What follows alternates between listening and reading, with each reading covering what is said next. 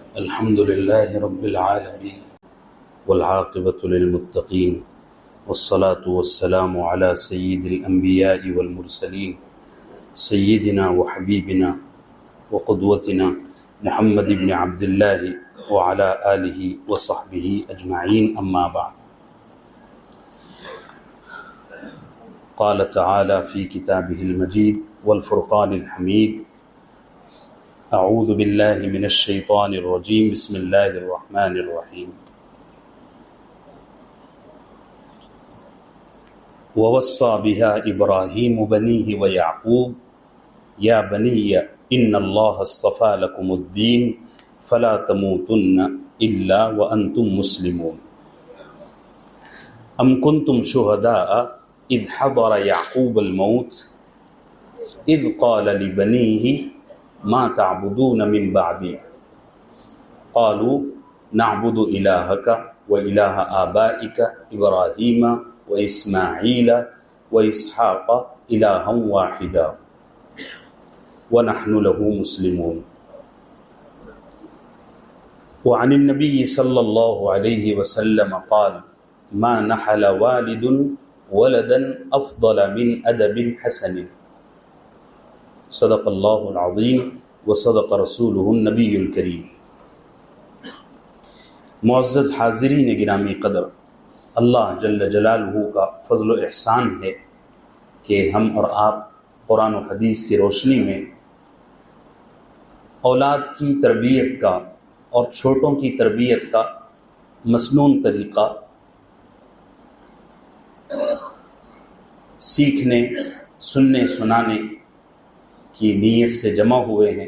اللہ ہمارے لیے اس پر عمل کو آسان بنائے اور اس سننے سنانے کی برکت سے اللہ جل جلالہ ہماری نسلوں کی تعمیر فرمائے۔ یہ میرا خیال ہے 7واں ہفتہ ہے اولاد کی تربیت پر گفتگو کرتے ہوئے۔ گزشتہ 6 ہفتے اولاد کی تربیت پر اور اس کی کچھ ضروری باتوں پر گفتگو ہوتی رہی۔ آج یہ تقریباً 7واں ہفتہ ہے۔ میں نے گزشتہ ہفتے اور اس سے پہلے والے ہفتے میں اس موضوع پر بات کیا تھا کہ اولاد کی تربیت کرنے والے والدین کو یا کسی بھی مربی کو کن صفات میں اپنے آپ کو ڈھالنا ضروری ہے۔ اس سلسلے میں بنیادی گزارشات عرض کی گئی، جیسے مربی کے لیے ضروری ہے کہ وہ خود گناہوں سے بچنے والا ہو، اسی طریقے سے مربی کے لیے ضروری ہے کہ وہ استغفار کا اہتمام کرنے والا ہو، اولاد کے لیے دعا کرنے والا ہو، ان کی ہدایت کے لیے اور ان کی مغفرت کے لیے، خاص طور سے جو بالغ اولاد ہے جس کو 16ویں سال سے ہم شمار کر سکتے ہیں، 16ویں سال سے لے کر 25 سال تک کی عمر کے جو بچے ہیں، یہ نادانی میں دوست و احباب کے حلقے میں بڑے بڑے گناہ کر لیتے ہیں اور یہ بڑی نازک عمر ہوتی ہے۔ جو کچھ ہم نے گزشتہ عمر میں اپنی اولاد کو سکھایا ہے، جو کچھ تربیت کی ہے، اس پر عمل کرنے کا یہ آخری موقع ہوتا ہے۔ اگر بچہ اس عمر میں عمل میں ڈھل گیا تو اب موت تک اس کو اس عمل سے کوئی ہلا نہیں سکتا۔ تو اولاد کے لیے ان ایام میں استغفار کا بھی اہتمام کریں کہ اللہ میرا بچہ نادان ہے، اگر اس سے کوئی خطا ہوتی ہے، کوئی غلطی ہوتی ہے تو آپ اپنے فضل سے، اپنے کرم سے اس کو معاف فرما دیجیے، ٹھیک ہے۔ اسی طریقے سے میں نے عمر کے اعتبار سے اور عمر کے درجات کے اعتبار سے مربی میں کیا کیا صفات ہونا چاہیے اس کا بھی ذکر کیا تھا۔ ایک بڑی اہم بات جس کو میں اس ہفتے بیان کر کے آگے چلتا ہوں وہ یہ ہے کہ ایک چیز ذہن میں رکھیے، اولاد کی تربیت ایک صبر والا پروسیس ہے۔ کیسا ہے؟ صبر والا۔ اس میں آپ کو بہت برداشت بھی کرنا پڑے گا، اور بہت زیادہ عفو و درگزر سے بھی کام لینا پڑے گا۔ دیکھیے صرف والدین ہی نہیں بلکہ کوئی بھی مربی، کوئی بھی ایسا آدمی جو تربیت کرنا چاہتا ہے، اس کو بہت صبر سے کام لینا ضروری ہے۔ اگر وہ بات بات پر پکڑ کرتا ہے، بات بات پر ڈانٹ لگاتا ہے، بات بات پر سزائیں دیتا ہے، تو ایسی صورت میں اس کے انڈر میں رہنے والے لوگ اس سے بیزار ہو جائیں گے۔ ہمارے بزرگوں میں یہ طریقہ آج بھی ہے اور گزشتہ زمانے میں اس پر بڑی شدت سے عمل ہوتا تھا کہ اگر بچہ 100 دفعہ یا انڈر میں رہنے والا بچہ ماتحت 100 دفعہ کوئی غلطی کرتا تو ہمارے بزرگ اس کو 100 دفعہ بھی معاف کرتے، اور معاف کرنے کا یہ ہوتا تھا کہ اس کو ایسا محسوس بھی نہیں ہونے دیتے تھے کہ ہم نے آپ کو یہ کرتے ہوئے دیکھا ہے۔ مثال کے طور پر بچہ ہے، بچہ جھوٹ بول رہا ہے، اب اتنی عمر گزارنے کے بعد چہرے سے ہم سمجھ لیتے ہیں کہ یہ جھوٹ بول رہا ہے کہ نہیں، کوئی بڑی بات نہیں، جب بچہ جھوٹ بولتا ہے تو سمجھ میں آ جاتا ہے۔ لیکن اس کو اسی وقت پکڑنا اور اسی وقت اس کو ذلیل رسوا کر دینا، اسی وقت اس کو ڈانٹ دینا، یہ تربیت کا طریقہ نہیں۔ اللہ سرکار دو عالم صلی اللہ علیہ وسلم نے اپنے اصحاب کی جو تربیت کی ہے وہ ہمارے لیے نمونہ ہے، اور میں ہر جگہ اسی کو بنیاد بنا کر آپ کے سامنے پیش کر رہا ہوں۔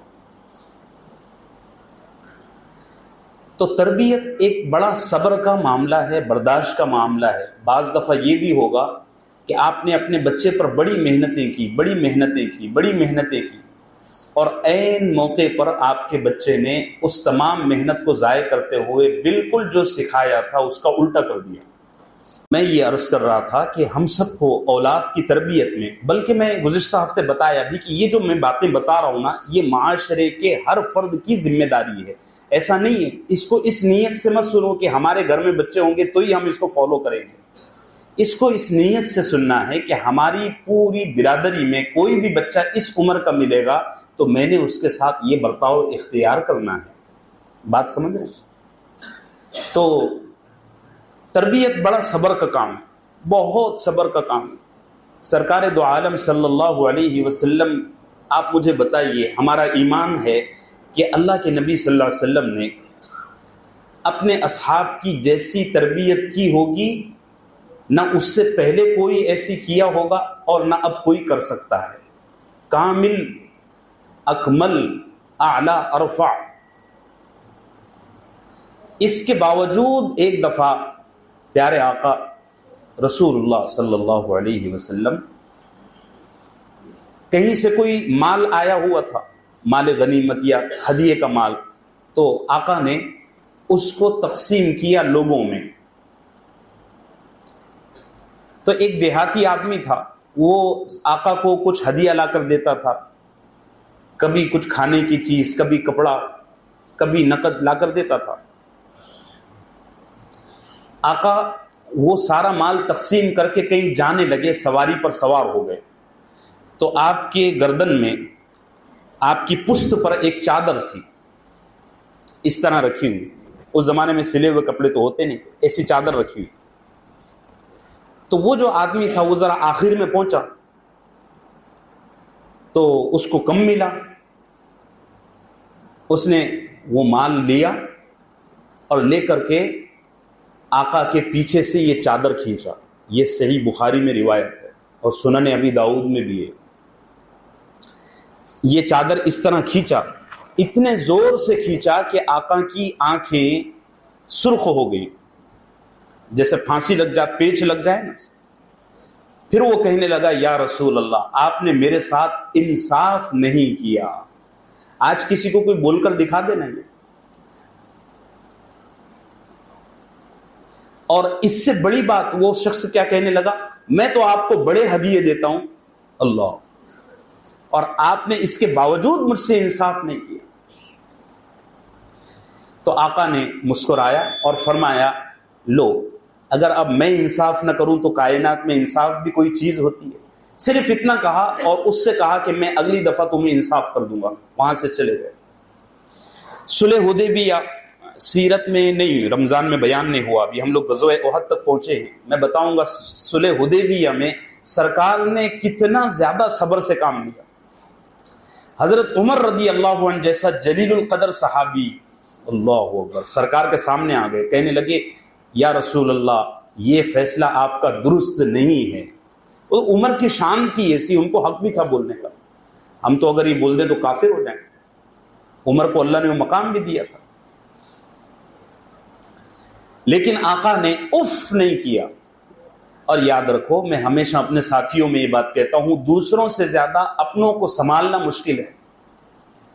دشمن سے تو ہم لڑ لیتے ہیں، ایک بم مار دیے، گولی مار دیے، تلوار مار دیے، یا تو ہم مر جائیں گے یا وہ مر جائے گا، خلاص. لیکن دوستوں کو سنبھالنا دنیا کا سب سے بڑا جھمیلا ہے.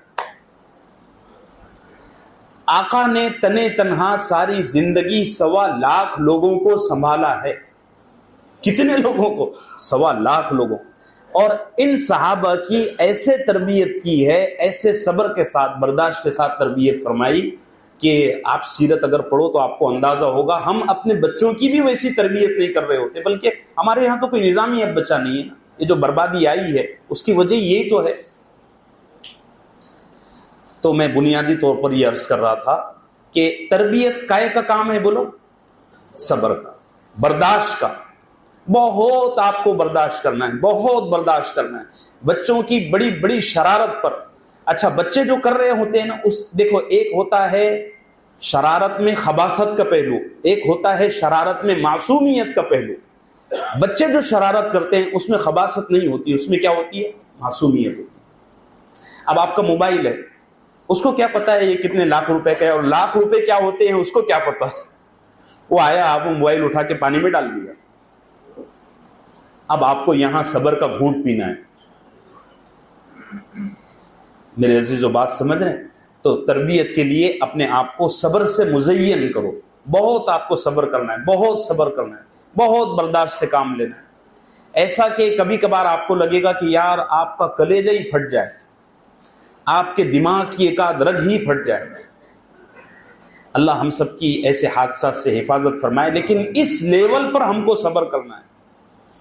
اور کیا پیاری بات ہے، حضرت شاہ وسیع اللہ سب کہو رحمت اللہ علیہ، الہ آبادی رحمت اللہ علیہ نے فرمایا، جو ماں باپ اولاد کی تربیت کرتے ہیں وہ اصل تربیت اپنے آپ کی کرتے ہیں. اللہ کیا فرمایا؟ جو ماں باپ اولاد کی تربیت کرتے ہیں وہ اصل میں اپنے آپ کی تربیت کرتے ہیں. آپ مجھے بتاؤ، جو ماں باپ اولاد کو یہ کہیں بچے گالی نہیں دینا ہے، اب اگر وہ گالی دیں تو بچہ تو سامنے کھڑا ہے نا.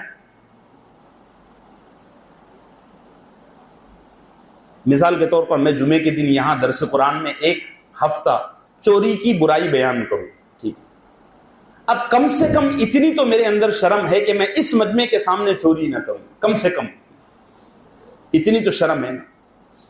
لہٰذا شاہ وسیع اللہ صاحب الہ آبادی رحمۃ اللہ علیہ نے فرمایا، جو ماں باپ اولاد کی تربیت کرتے ہیں وہ اولاد سے زیادہ اصل میں اپنی تربیت کر رہے ہو.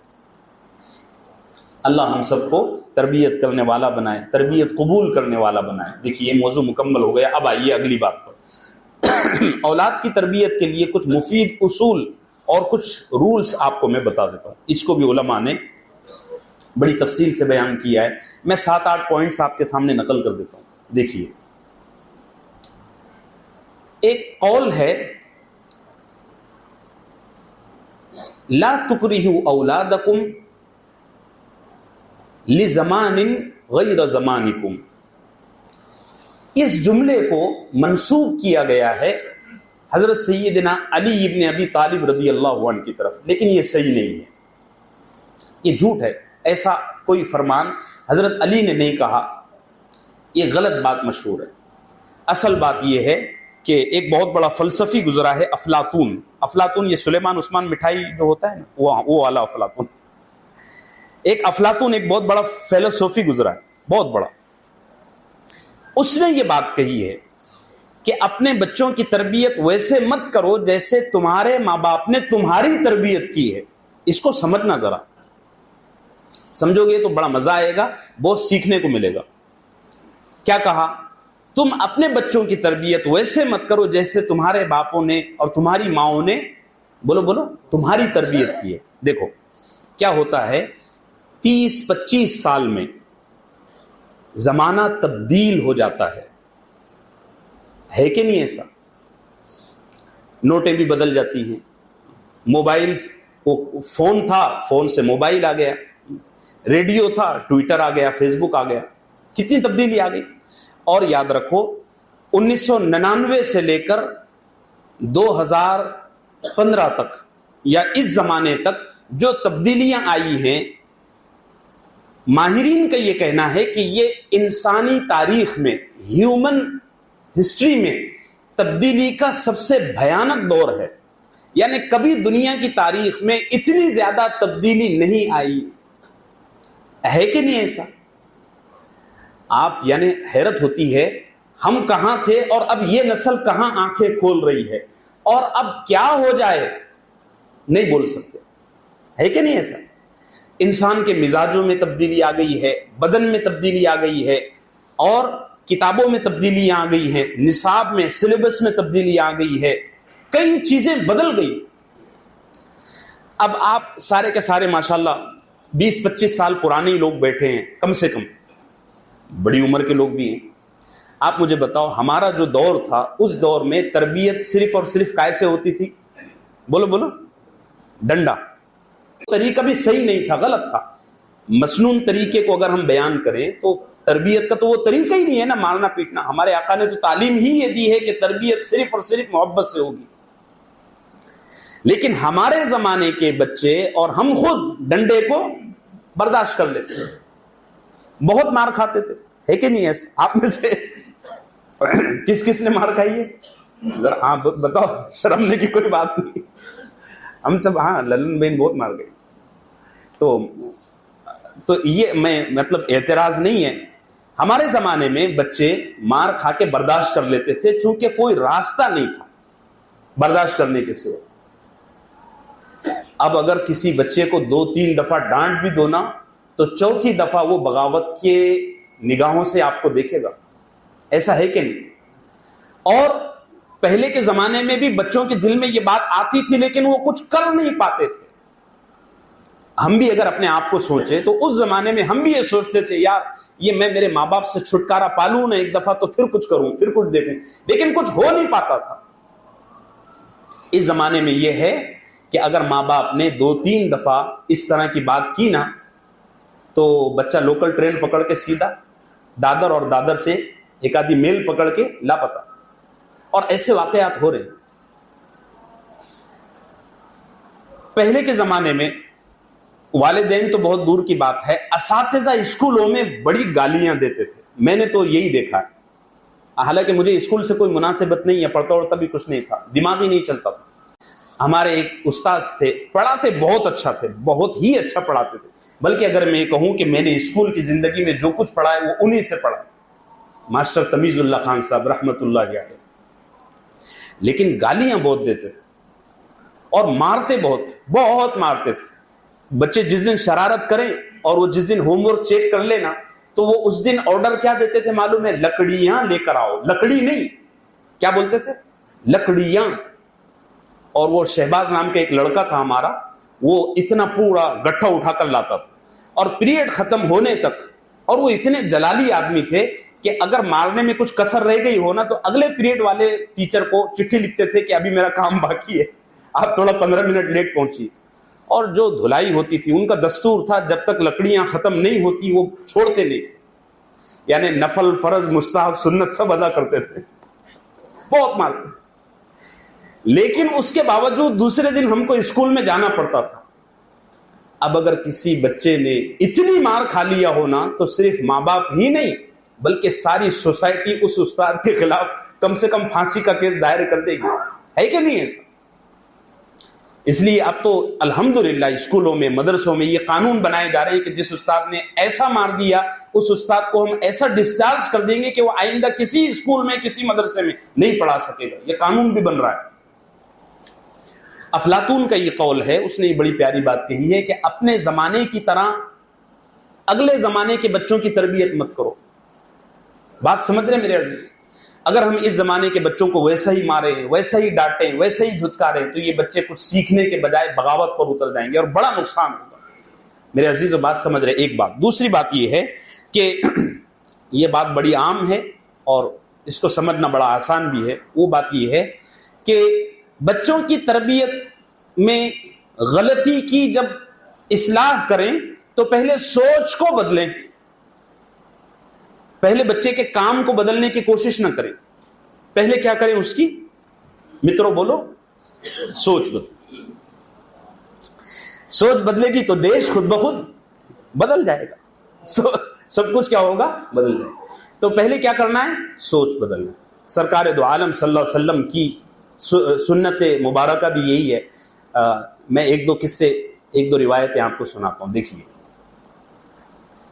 ایک روایت تو یہ ہے کہ سیدنا حسن ابن علی یا سیدنا حسین ابن علی رضی اللہ عنہ نے ایک دفعہ صدقے کی کھجور کھا لی۔ صدقے کا، یہ اہل بیت بیٹھے ہوئے ماشاءاللہ، ہمارے سید صاحب بیٹھے، تو اہل بیت کے بارے میں شریعت کا دستور یہ ہے کہ اہل بیت پر صدقے کا مال حرام ہے، وہ کھا نہیں سکتے۔ اس زمانے میں علماء کی رائے الگ الگ ہے خلافت کے خاتمے کے بعد سے، لیکن اصل شریعت کا قانون یہ ہے کہ سید گھرانے کے لوگ صدقے کا مال نہیں کھا سکتے۔ تو سرکار دو عالم صلی اللہ علیہ وسلم کے نواسے حضرت سیدنا حسین رضی اللہ عنہ نے صدقے کی ایک کھجور کھا لی۔ اب ایک طریقہ یہ ہے کہ اس بچے کو ایک آدھ جھڑک اور ایک آدھ دھتکار لگا دی جائے، لیکن آقا نے پہلے اس حرکت سے نفرت دلائی۔ کیا فرمایا؟ کخ کخ۔ یہ کخ کخ کا لفظ عربی میں ایسا ہی ہے جیسے ہمارے یہاں اردو میں کہا جاتا ہے چھی چھی چھی چھی چھی۔ ہم اس طرح کرتے ہیں نا نفرت دلانے کے لیے۔ آقا نے فرمایا سیدنا حسین سے کخ کخ، ارے ارے ارے یہ کیا، چھی چھی چھی۔ پھر فرمایا اما علمت انا لا ناکل الصدقۃ، او بچے کیا تو نہیں جانتا کہ ہم اہل بیت صدقے کا مال نہیں کھا سکتے؟ سیدنا حسین فرماتے ہیں اس کے بعد ساری زندگی میرے سامنے صدقے کا مال سینکڑوں کی تعداد میں آیا، لیکن اللہ کے نبی کا یہ انداز میرے دل دماغ میں ایسا پیوست ہو گیا تھا کہ میں نے ہاتھ لگانے کو بھی پسند نہیں کیا۔ تو میرے عزیزو، اصلاح کے لیے اور سدھار کے لیے پہلے کیا کرنا ہے؟ بچوں کی سوچ بدلنا ہے۔ اس کے بعد کیا کرنا ہے؟ کام کی اصلاح کرنا ہے۔ بلکہ اگر سوچ بدل دیں گے تو اصلاح خود بخود ہو جائے گی۔ ایسے ہی ایک اور روایت ہے، ایک صحابی ہیں حضرت سیدنا افلاح رضی اللہ عنہ، یہ سرکار کے گھر پر آیا کرتے تھے اور کھیلا کرتے تھے، دن بھر شام میں چلے جاتے تھے۔ ان کی عادت تھی کہ یہ مسجد نبوی میں نماز پڑھتے تھے نا، تو جب سجدے میں جاتے تو اس زمانے میں مسجدوں میں ایسے کارپیٹ تو تھے نہیں، بالو کی ریت بچھی ہوئی ہوتی تھی، تو سجدے میں جانے سے پہلے زمین پر ایسا پھونک مارتے تھے۔ کیا کرتے تھے؟ پھونک۔ چونکہ مزاج میں تھوڑی نزاکت رہی ہوگی، وہاں دھول نظر آتی ہوگی، پولیوشن نظر آتا ہوگا، تو یہ بات ہوتے ہوتے آقا تک پہنچ گئی کہ وہ جو افلاح ہے وہ سجدے میں جب جاتا ہے تو سجدے میں جانے سے پہلے پھونک مارتا ہے۔ اب اگر آج کا کوئی مفتی ہوتا نا تو حرام کا فتویٰ لگاتا، ایسا کرنا مکروہ ہے، حرام ہے، نماز نہیں ہوگی تیری۔ رسول اللہ صلی اللہ علیہ وسلم نے کیا انداز سکھایا؟ حضرت افلاح کو بلایا اور بلا کر فرمایا، بچے، آقا اپنے رب کی فرما برداری کرتے ہوئے اور اس کے سامنے جھکتے ہوئے تیری پیشانی مٹی میں بھر جائے، مٹی میں آلودہ ہو جائے، اس کے لیے تو کتنا مبارک ہے۔ فرمایا ترب وجہک یا افلاح، او بچے اللہ کے لیے اپنی پیشانی کو مٹی لگنے دو۔ اب ان کے دل میں اس عمل کی عظمت بیٹھ گئی نا، فضیلت بیٹھ گئی، تو وہ کہتے ہیں اس کے بعد پھر میں نے کبھی یہ حرکت نہیں کیا۔ ایسے کئی واقعات ہیں۔ کام بدلنے کے لیے پہلے کیا کرنا ہے؟ سوچ بدلنا، بچہ خود بخود سدھر جائے گا، اور یہ بڑا آسان بھی ہے، آپ کا بی پی اور شوگر لیول بھی زیادہ بڑھے گا نہیں۔ چلیے اب ایک چیز دیکھیے کہ بچوں کی تربیت میں تدریج کا خیال رکھیں۔ تدریج کا مطلب یہ ہوتا ہے کہ دھیرے دھیرے کام کریں۔ پہلے ہی دن آپ کا بچہ حضرت جی نہیں بن جائے گا، ایک دن اس کو ایک صفت سیکھنے کو ملے گی، دوسرے دن دوسری، تیسرے دن تیسری، چوتھے دن چوتھی، یا ایک ایک صفت کو سیکھنے کے لیے مہینے مہینے لگ جائیں گے۔ آپ سوچو پہلے دن ہمارا بچہ پیر ذوالفقار جتنا نیک بن جائے، ایسا نہیں ہوتا۔ اسٹیپ بائی اسٹیپ، ترتیب کے ساتھ، تدریج کے ساتھ اپنے بچوں کی تربیت کریں۔ تربیت کا لفظ ہی یہ بتاتا ہے کہ اولاد کی تربیت میں تدریج کا خیال رکھنا کیا ہے، ضروری ہے۔ اب دیکھیے چوتھی چیز جو میں آپ کو بتانا چاہتا ہوں وہ یہ ہے کہ بچوں کی تربیت کے لیے یہ کام بہت ضروری ہے کہ ہم اپنے بچوں کو نیک لوگوں کی صحبت میں لے جائیں، ان کی مجالس میں لے جائیں۔ اور اس زمانے میں تو میں سمجھتا ہوں یہ فرض کے درجے میں، چونکہ اس زمانے میں سارے مارکیٹ پر، سارے بازار پر شاہ رخ خان چھایا ہوا ہے، ایسے ہی ہے نا۔ ہماری نسل کو یہ پتہ ہی نہیں ہے کہ اچھے لوگ ہوتے کیا ہیں۔ اس کے ذہن میں بچپن سے موبائل نے، انٹرنیٹ نے اور کمپیوٹر نے یہ نقشہ بٹھایا ہوا ہے کہ کامیابی صرف اسی رقص اور اسی ناچ گانے کا نام ہے۔ اور میرے عزیزو، آپ برا مت مانیے، یہود اور نصارہ اولاد کو اور نسل کو بگاڑنے کے لیے کیسی کیسی محنت کر رہے ہیں، لاکھوں لاکھ روپیہ خرچ کر رہے ہیں۔ آپ دیکھو نا، وہ جو یہ کون سے شوز ہوتے ہیں بچوں کے مقابلے کے لیے، ابھی کسی نے بڑا اچھا اردو ٹائمز میں ایک آرٹیکل بھی لکھا تھا، یہ ٹی وی پر دکھائے جاتے ہیں، کہتے ہیں کہ جو اچھا گانا گائے گا، جی لٹل چیمپ، چھوٹے چھوٹے بچے ہوتے ہیں، ان کو اسٹیٹ لیول پر پہلے سلیکٹ کیا جاتا ہے، پھر ان کو ایک بڑے اسٹیج پر لایا جاتا ہے، وہاں ان کے گانے کا اور ان کے ناچنے کا ایگزام ہوتا ہے، امتحان ہوتا ہے، بڑے بڑے ماہر بیٹھے ہوتے ہیں اور ان کو لاکھوں لاکھ روپیہ انعام دیا جاتا ہے۔ اب ہماری نسل، اچھا اس میں بڑی بات یہ ہے، آرٹیکل لکھنے والے نے لکھا تھا، میں اس کا کٹنگ بھیجوں گا بھی، اس نے لکھا کہ اس میں زیادہ تر مسلم نوجوانوں کو کامیابیاں جان بوجھ کر دی جا رہی ہیں۔ ایسا ہے، نوجوان بچوں کو، مسلم نوجوانوں کو اور مسلم نوجوان بچیوں کو جان بوجھ کر بڑی کامیابی دی جا رہی ہے، بڑے بڑے انعامات دیے جا رہے ہیں۔ اب اس کے پیچھے ایک بچے کو 1 لاکھ روپیہ انعام مل رہا ہے مثال کے طور پر، تو اس کے پیچھے 10 بچے محنت کر رہے ہیں۔ اب یہ 10 تو کامیاب ہونے والے نہیں ہیں، ان کی تو زندگی ختم ہو گئی، ایسی ضائع ہو گئی۔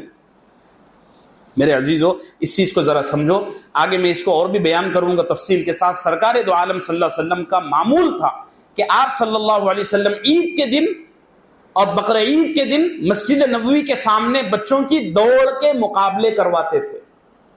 ہمارے یہاں گرین پارک میں 26 جنوری کو ہوتا تھا، لیکن وہ افسوس کی بات یہ ہے کہ وہ جاوید بھائی کراتے تھے، پھر اس میں ناچ گانا شروع ہو گیا، تو شاید انہوں نے کرانا بھی چھوڑ دیا، اور اچھا کیا۔ ہم لوگ اگر کچھ اچھا کرنے جاتے بھی ہیں نا تو اس میں غلط چیزیں شامل کر دیتے ہیں، ایسا نہیں کرنا چاہیے۔ مصنون طریقہ یہ ہے کہ جسمانی کھیل کروائے جائیں، بچوں کو دوڑنا، بچوں کو جو ہے تو سائیکل چلانا، اور ایک اور بھی اچھے اچھے گیمز آتے ہیں، فٹ بال، یہ بھی جسمانی اعتبار سے مضبوط کرنے والا کھیل ہے۔ اس طرح کا کوئی کھیل کھلایا جائے جو کامیاب ہو، اس کو مناسب انعام دیا جائے، تو یہ تربیت کا ایک بہت بہتر طریقہ ہے۔ اللہ ہم سب کو نصیب فرمائے۔ اپنے بچوں پر معاشرے کے نیک لوگوں کو اختیار دینا، اس چیز کو ذرا سمجھیے۔ ہمارے یہاں یہ طریقہ ہے اور یہ چیز پروان چڑھ گئی ہے کہ ہم اپنے بچوں کی تربیت کے لیے خود تو محنت کرتے ہیں، لیکن معاشرے کے نیک لوگوں کو ان پر اختیار نہیں دیتے۔ معاشرے کے نیک لوگوں کو اختیار دینے کا مطلب یہ ہے کہ آپ اپنے محلے میں جو اچھے لوگ ہیں ان کو یہ اختیار دیں کہ جناب میرا بچہ اگر آپ کو کہیں کچھ غلط کرتا ہوا نظر آ گیا، آپ اس کو روکنا ہے، اور اگر 2 تماچے مارنے کا بھی موقع آئے تو آپ نے پیچھے نہیں ہٹنا ہے۔ یہ میں غلط کہہ رہا ہوں، صحیح تو ہے۔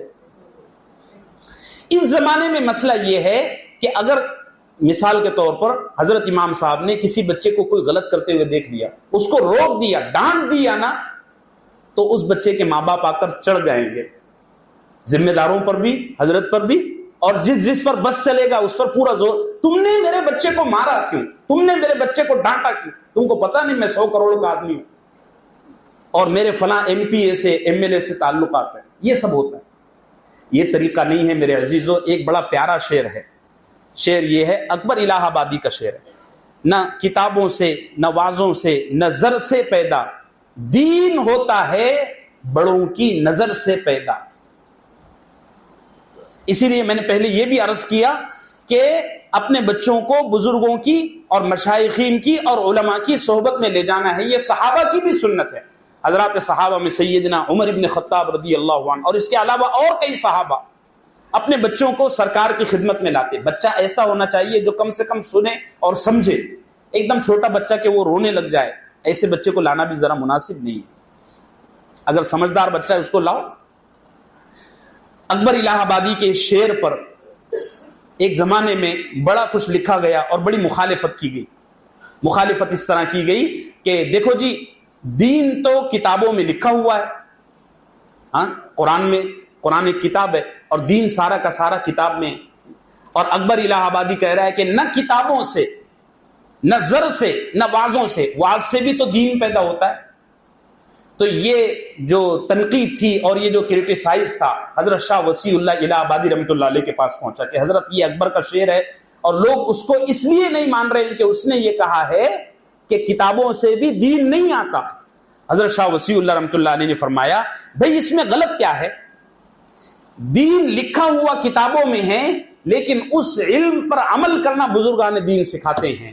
اکبر یہ کہہ رہا ہے کہ علم آ تو جائے گا کتابوں سے، لیکن عمل کی قوت پیدا ہوگی بولو بزرگوں کی صحبت سے. اور ایسا ہوتا ہے. اب یہ کتنی ساری چیزیں ہماری زندگی میں خود ایسی آئی ہیں. آپ بھی اپنی زندگی پر غور کریں اس مجلس میں کہ آپ کی زندگی میں خود کتنی چیزیں ایسی ہیں جو آپ نے بزرگوں کو اور نیک لوگوں کو دیکھ کر سیکھی ہوئی ہے. اس سے پہلے آپ نہیں کرتے تھے. اس لیے ہم اپنے بچوں کو موقع بموقع، اب ہمارے یہاں بمبئی میں کیسے کیسے اکابر ہیں. حضرت مولانا سجاد صاحب نعمانی، ابھی مولانا قمر الزمان صاحب الہ آبادی کافی وقت یہاں گزار کر گئے. ہم کو شعور ہی نہیں، پتہ ہی نہیں ہم کو. سوشل میڈیا پر وہ خبر بھی گردش کر رہی تھی. کتنے لوگ گئے ہوں گے اس مجلس. اپنے بچوں کو، اپنی اولاد کو نیک لوگوں کے پاس لے جاؤ، نیک لوگوں کے پاس، صلحاء کے پاس لے جاؤ. یہ وقت کا بہت بڑا تقاضا ہے، بہت بڑا تقاضا ہے. ورنہ بچے جو ہے نا یہ فلم اسٹار میں ڈوب کر رہ جائیں گے اور ان کی زندگی یہی جو ہے تو ختم ہو جائے گی. اللہ ہم سب کو صحیح سمجھ عطا فرمائے. دیکھیے اب آئیے اگلی بات پر، وہ یہ ہے کہ اپنی اولاد کو وقت دیں. بولو کیا دیں؟ یہ بہت اہم پوائنٹ ہے اور حضرت حزین الامت مولانا طارق جمیل صاحب اس پر بہت کچھ بول چکے ہیں. میں ایک دو باتیں عرض کرتا ہوں. آپ کے وقت کا سب سے اچھا انویسٹمنٹ آپ کی اولاد ہے. ہمارے یہاں یہ مزاج ہے، ہم بچوں کو خوش کرنے کے لیے کھلونے، پیسے، چاکلیٹ، ٹافیاں دے کر کام چلا لیتے ہیں. یہ بھی صحیح ہے اپنی جگہ، لیکن اصل یہ ہے کہ ہم اپنے بچوں کو وقت براہ راست دیں. ماں بھی جاب کر رہی ہے، باپ بزنس کر رہا ہے، اور بچہ اسکول ٹیچر کے حوالے ہے، اور پھر اللہ خیر صلی اللہ اس کے پاس ایک موبائل ہے، اسی میں اس کی ساری زندگی گزر رہی. یہ اولاد پھر معاشرے میں کس طرح کے لوگ پیدا کرے گی، ہم سب اس کا انجام بھگت رہے. اور وقت دینے کا مطلب یہ ہے کہ جب آپ بچوں کو وقت دے رہے ہیں تو آپ کے اور بچے کے علاوہ بیچ میں کوئی نہ ہو. پھر وہاں آپ کا موبائل، آپ کا ٹی وی، یہاں تک کہ آپ کا کوئی دوست، آپ کے رشتہ دار بھی بیچ میں حائل نہ ہو. صرف آپ اور آپ کا بچہ ہم کلام ہو، بیچ میں کوئی حائل نہ ہو. علماء نے لکھا ہے کہ عمر کا جو پہلا مرحلہ ہے وہ کون سا مرحلہ ہے؟ 2 سال سے لے کر 10 سال تک کی عمر کا. اس عمر کے بچے کو دن میں کم سے کم 3 گھنٹہ پیرنٹس کو دینا ہی دینا ہے. کتنا؟ 3 گھنٹہ. پھر دوسرے اسٹیپ پر کم کرنا ہے، پھر تیسرے اسٹیپ پر اور کم کرنا ہے. ہمارے یہاں یہ ہے کہ ہائے پیسہ، ہائے پیسہ، ہائے پیسہ. ماں بھی پیسے کی طرف بھاگ رہی ہے، باپ بھی پیسے کی طرف بھاگ رہا ہے، تو بچے کے دل میں کسی کی کوئی عظمت ہی نہیں ہے. اللہ ہم سب کو صحیح سمجھ عطا فرمائے. یہ تربیت کا ایک بہت بڑا اصول ہے. یہ 6-7 باتیں میں نے آپ سے عرض کر دی. اب دیکھیے ایک بہت اہم سوال ہے. آئندہ ہفتے اگر رہا انشاءاللہ تو میں تفصیل سے عرض کروں گا. ابھی 2-3 چیزیں اس حوالے سے سمجھ لیجئے. وہ یہ ہے کہ ایک بڑا سوال کثرت سے یہ پوچھا گیا ہے. ایک سوال بہت اہم پوچھا گیا ہے اور پوچھنے والوں نے، میں سمجھتا ہوں، خوشامد سے کام لیا ہے. کام مفتی صاحب آپ کم سے کم اس ہفتے اس سوال کو ضرور بیان کریں، اس پر جواب بھی بول دیں. اور وہ یہ ہے کہ آپ بار بار کہہ رہے ہو کہ شادی اچھی بچی سے کرو، اور بچیوں سے بھی کہہ رہے ہو کہ شادی اچھے لڑکوں سے کرو. تو کس طرح کی لڑکی سے اور کس طرح کے لڑکے سے نکاح کرنا چاہیے، انشاءاللہ آئندہ ہفتے انشاءاللہ اس پر میں بات کروں گا. ایک سوال جو اہم ہے تربیت کے حوالے سے، وہ سوال میں اس لیے ڈیلے کر رہا ہوں میرے عزیزوں کہ، اور یہ سوال اصل میں باہر سے بھی پوچھا گیا ہے، بامبے شہر کے باہر ملکوں سے بھی پوچھا گیا. اس لیے مؤخر کر رہا ہوں کہ اس کا درس قرآن سے کوئی تعلق نہیں ہے، وہ بات پھر دوسرے موضوع پر چلی جائے گی۔ دیکھیے، ماں باپ کا اس زمانے میں عام شکوہ ہے کہ ہماری اولاد نافرمان ہے۔ کیوں نافرمان ہے؟ ایسا کیوں ہو رہا ہے کہ اولاد ماں باپ کی نافرمان ہو رہی ہے؟ حالانکہ یہ نیچر کے انتہائی خلاف ہے۔ انسان تو انسان، درندے کا بچہ بھی اپنے ماں باپ کی نافرمانی نہیں کرتا، پھر یہ انسانوں کے بچے اتنی اعلیٰ تعلیم لینے کے باوجود، اتنا اچھا کھانے کے باوجود، اتنا اچھا پہننے کے باوجود، اور خاص طور سے مسلمانوں کے بچے اپنے ماں باپ کے کیوں نافرمان ہو رہے ہیں؟ بعض ماں باپ کا تو یہ کہنا ہے کہ ہم نے اپنے اولاد کی پوری طرح سے تربیت بھی کی ہے، اس کے باوجود بھی اولاد فرما بردار نہیں ہے، نافرمان۔ اور میرے عزیزو، یہ ہر گھر کی کہانی بن گئی ہے، میں سمجھتا ہوں تقریباً ہر تیسرے یا ہر دوسرے گھر میں آپ جا کر دیکھ لو، نوجوان اولاد اپنے ماں باپ کی نافرمان ہے۔ اس لیے یہ سوال بہت زیادہ دردناک بھی ہے۔ دعا بھی کریں کہ اللہ ہم سب کی اولاد کو فرما بردار بنائے، ہماری آنکھوں کی ٹھنڈک بنائے۔ ذرا زور سے آمین کو۔ آخر کیوں ایسا ہو رہا ہے؟ اولاد ماں باپ کی نافرمان کیوں ہے؟ دیکھیے، آپ ایک قانون سمجھیے، فطرت کا، نیچر کا قانون یہ ہے کہ فرض ادا کرو گے تو حق ملے گا۔ قانون صرف اتنا ہے۔ اب اس پر میں ساری بات کروں گا، بولو بولو کیا ہے؟ فرض ادا کرو گے تو حق ملے گا۔ دکان پر جاتے ہو تو پہلے پیسے دیتے ہو تو سامان ملتا ہے۔ اللہ کہتا ہے دنیا میں عمل کرو گے، ایمان لاؤ گے تو آخرت میں اجر ملے گا۔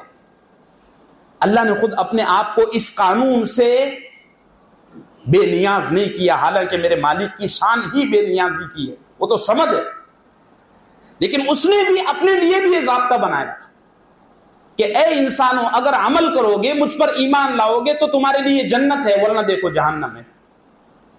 اب یہ نیچر کا اور فطرت کا قانون اور ضابطہ ہے۔ فرض ادا کرو گے تو حق ملے گا، فرض کی ادائیگی میں اگر کوتاہی کرو گے تو پھر حق بھی نہیں ملے گا۔ اس کو میں نے مختلف واقعات کے ذریعے گزشتہ دروس میں ذکر کر دیا، جیسے حضرت عمر کا ایک واقعہ بتایا، ان کے پاس ایک شخص آیا تھا۔ اس کے علاوہ حضرت سیدنا عبداللہ ابن مبارک کا ایک قول نقل کیا تھا کہ ان کے پاس ایک شخص آیا، کہنے لگا میرا بچہ بڑا نافرمان ہے۔ اور بھی کئی احادیث آپ کو مل جائے گی، بڑا ذخیرہ ہے، ساری چیزوں کو میں بیان نہیں کر سکتا۔ بنیادی بات یہ سمجھ لیجئے، اگر آپ نے اولاد کی تربیت کا فرض ادا کیا ہوگا تو فرما برداری کا حق آپ کو وصول کرنے کا حق ہے۔ ذرا غور سے سنیے اس کو۔ میں پہلے ہی کہہ چکا ہوں اور بار بار کہتے رہتا ہوں کہ میں ہتھیلیوں میں چاند نہیں دکھاتا۔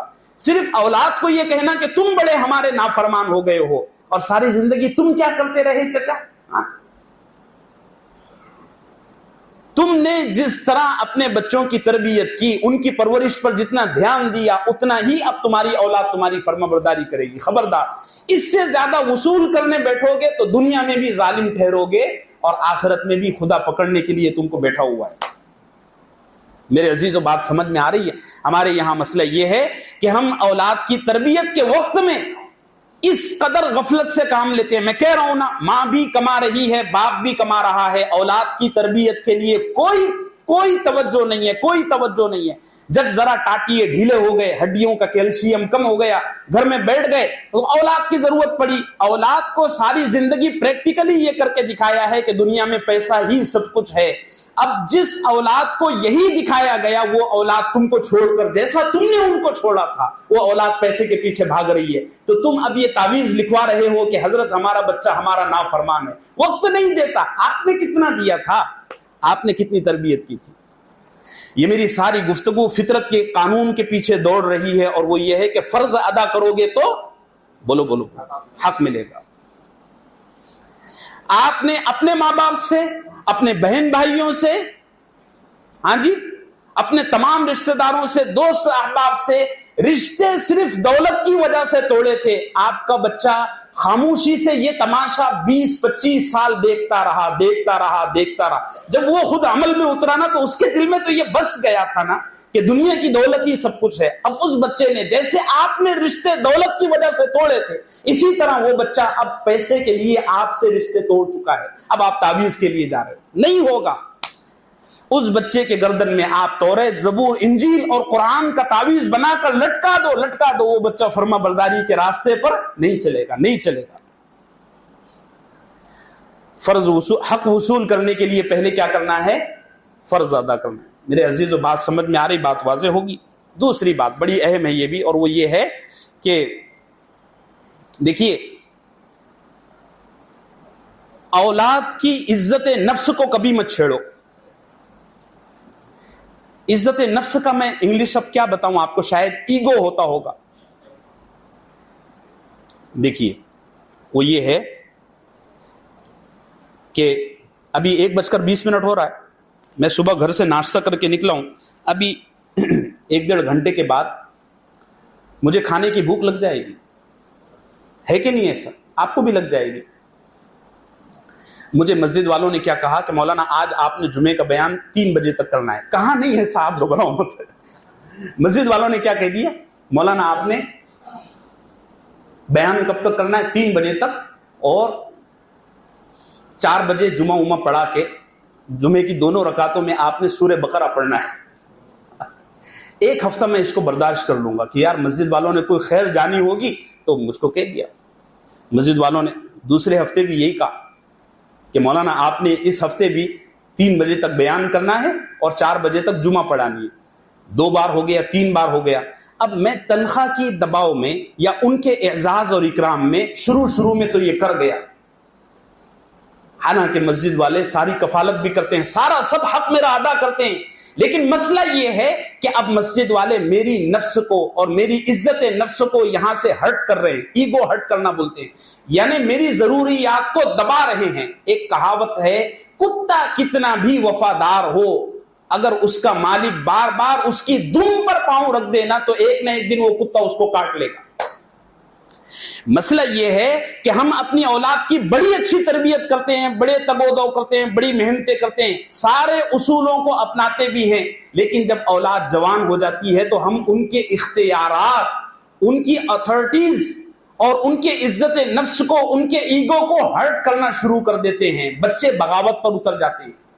مثال کے طور پر میں نے گزشتہ ہفتے بھی کہا تھا، اولاد کو ساری زندگی ہم نے یہ سبق دیا کہ بچے جو پسند ہے تم کو وہ خریدو، لیکن بچہ جب جوان ہوا نا تو ہم کہتے ہیں بیوی ہمارے پسند کی آئے گی۔ بعض بچے شرافت کی وجہ سے اس کو بھی برداشت کر لیں گے، للن بھائی کے جیسے، چلو ابا کہہ رہے ہیں تو تم ارینج میرج کر لو، ٹھیک ہے، بڑی اچھی بات ہے۔ مسئلہ یہ ہے کہ ماں باپ نے ان کے پسند کی بیوی لائی، حالانکہ بیوی سے زندگی کس کو کرنا ہے؟ بولو، ارے بولو نا یار، بچے کو ہی کرنا ہے نا، للن بھائی کو ہی کرنا ہے نا۔ انہوں نے ان کی پسند سے لائی، اب جب لا لی گھر میں، اس کا گھر بس گیا تو اب اماں جان بہو کو جلانا شروع کر رہے ہیں، ہاں گھر میں جھگڑے ہو رہے ہیں، دھنگانے ہو رہے ہیں، اور بیٹے سے یہ کہہ رہے ہیں جب تک تو تیری بیوی کو ذلیل اور رسوا نہیں کرے گا تب تک تو ہمارا فرما بردار نہیں ہے۔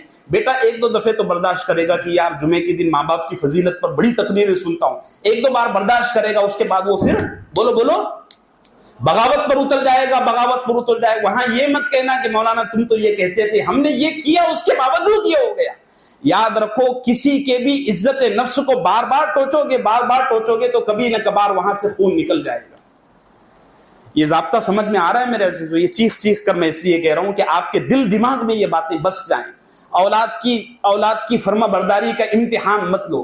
بہت سارے ماں باپ اپنی اولاد کی فرما برداری اور نافرمانی کے داستانے لے کر آتے ہیں، میں بیٹھے بیٹھے دیکھتا ہوں کہ یار یہ آدمی اس وقت خود غلطی پر ہے۔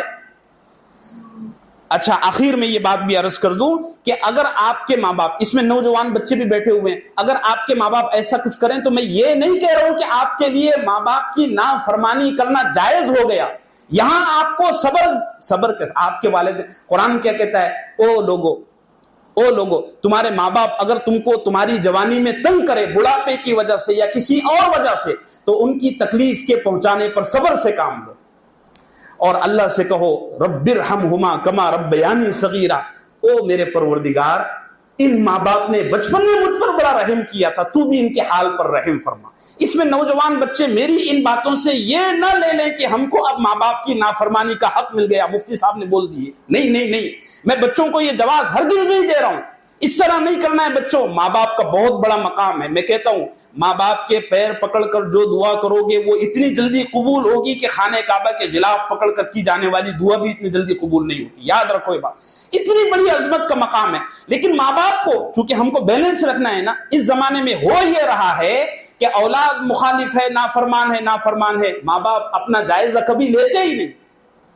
اس لیے اس ضابطے سے بھی ہم کو غور کرنا ہے کہ کیا ہم اپنی اولاد کے حق ادا کر رہے ہیں, کہیں ان کے نفس کو اور ان کے ایگو کو ہرٹ تو نہیں کر رہے ہیں. میرے عزیزو, اگر ایسا کرو گے تو اولاد آپ کی نافرمان ہو جائے گی. اور اولاد کو میں آئندہ ہفتے یہ بھی بتاؤں گا کہ نافرمانی ہے کس چیز کا نام. اللہ ہم سب کو صحیح سمجھ عطا فرمائے.